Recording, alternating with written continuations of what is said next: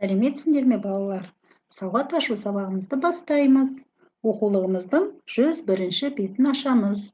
Балалар, біз өткен сабақта спорт туралы әңгіме оқимын деген үлкен бөлім өткен едік. Енді осы бөлімнің заттың санын білдіретін сөздер тақырыбы, яғни 45-ші сабақ.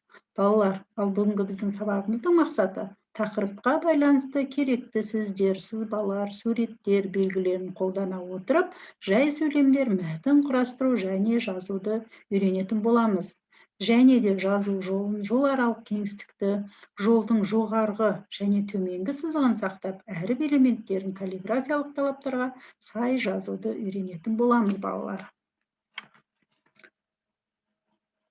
Балалар, заттың санын білдіретін сөздерге қанша, неше, нешінші деген сұрақтар қойылады, балалар. Бұл ережені біз есімізден шығармауымыз қажет, балалар. Ендеше, бірінші жаттығуға назар аударайық. Балалар, орны ауысқан сөйлемдерден мәтін құрап жаз. Мәтінге ат қой. Кәнекей, бірінші оқып көрейікші. Оның көзі терезе алдында жылтырап жатқан бір затқа түсті. Гүлжазира басқалардың соңынан киінді. Жақындап барып қараса, бауы бар алтын сағат екен. Дене шынықтыру сабағы бітті. Апай оған риза болды. Гүлжазира сағатты мұғалімге табыстады. Бұл мәтін Әділхан Қалдыбаевтың мәтіннен үзінді екен. Балалар, мәтінді оқып болған болсақ, төмендегі сұрақтарға жауап берейік. Дене шынықтыру сабағы аптасына неше рет болады? Нешінші сабақ? Апай Гүлжазираға не үшін риза болды? Осыған ұқсас жағдайлар сенің өміріңде болды ма? Ал қанекей, балалар, ойланып көрейікші.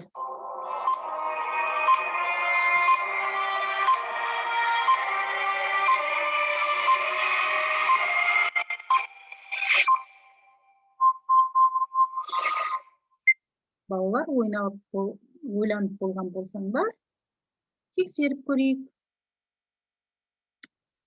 Демек, мәтінге біз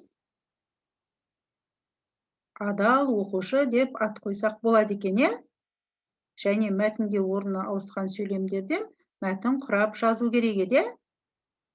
Кәне тексеріп көрейікші. Дене шынықтыру сабағы бітті. Гүлжазира басқалардың соңынан киінді. Оның көзі терезе алдында жылтырап жатқан бір затқа түсті. Жақындап барып қараса, бауы бар алтын сағат екен. Гүлжазира сағатты мұғалімге табыстады. Апай оған риза болды. Балалар, сендерді дәл осылай орны ауысқан сөйлемдерден мәтін құрап жаздыңдар ма? Егер сендер дәл осылай құрап жазған болсаңдар, өте дұрыс орындағансыңдар, балалар. Жарайсыңдар. Келесі тапсырмаға назар аударайық. Бізде келесі тапсырманы орындау үшін біз жұмыс дәптеріміздің 46-шы бетін ашайық.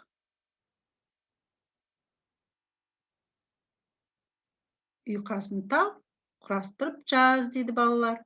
Біз әрине бірінші жаттығуды да осы жұмыс дәптеріне орындауымыз қажет. Ал қазір екінші жаттығудың ұйқасын тауып құрастырып жазып көрейік, балалар. Мен ол үшін сендерге уақыт беремін.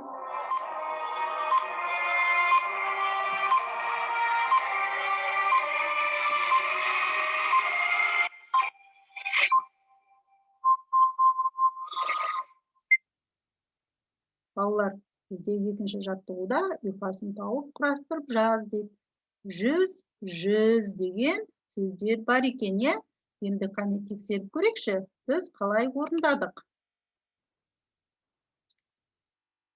Балалар, құлаштап 100, бірінші 100, суда 100, сүңгіп 100 деп ұйқасын тауып құрастырып жазсақ болады екен. Балалар, мен сендерге екі үлгі көрсеттім. Егер сендерді дәл осы үлгіге ұқсатып жазған болсаңдар, өте дұрыс орындағансыңдар, балалар. Жарайсыңдар. Енді келесі үшінші жаттығуға назар аударайық. Бұл сендер еркін тақырып, орындасаңдар да, орындамасаңдар да болады бұны. Кейін орындасаңдар болады. Балалар, санамақты сыныптасыңмен кезектесіп оқып көр. 1 дегенім бесік, шықтың одан өсіп. 2 дегенім елім, далам, тауым, көгім. 3 дегенім үміт, үміт артар жігіт. 4 дегенім төзім, төзе білер өзім. 5 дегенім бақыт, бағалайтын уақыт. 6 деген ақыл, тыңдағаның мақұл. 7 деген жалау, жүректегі алау. 8 деген сөзің, серт берген кезің. 9 деген тоқтау, елдің жоғын жоқтау. 10 дегенім отан, қорға оны ботан. Бұл кімнің өлеңі екен, балалар? Қадыр Мырзалиннің өлеңі екен, балалар. Балалар, суретке назар аударып қарасақ, міне біз телефон арқылы да біз осы санамақты санап бір-бірімізбен кезектесіп оқысақ болады екен. Яғни санамақты сыныптасыңызбен осылай телефон арқылы кезектесіп оқысақ болады екен, балалар. Келесі тапсырма. 4-ші жаттығу. Балалар, сан арқылы жасырынған сөздерді тап. Сонда жер су аттарын оқи аласын. Кәнеки, бізде берілген жасырынған сөздерді табуға мен сендерге уақыт берейін.